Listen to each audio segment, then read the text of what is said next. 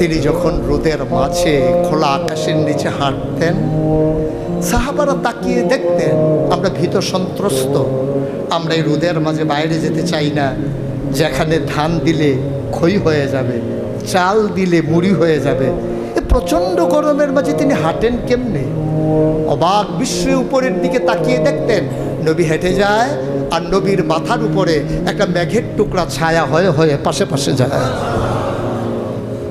এবড়ো থেবড়ো পাথরগুলোর উপর দিয়ে আমার নবী যখন হাঁটতেন, পাথরের কোনা বের হওয়া পাথরে সবাই হাঁটতে ভয় পেতেন, অথচ নবী সেই এবড়ো থেবড়ো পাথরের উপর দিয়ে হেঁটে যেতেন।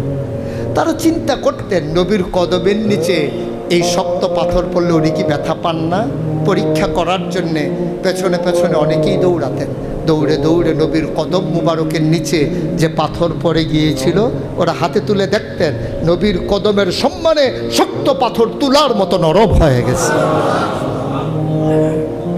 এ নবী আমার নবী, এ নবী আপনার নবী, এ নবী আমাদের নবী। আমরা প্রাউড ফিল করি।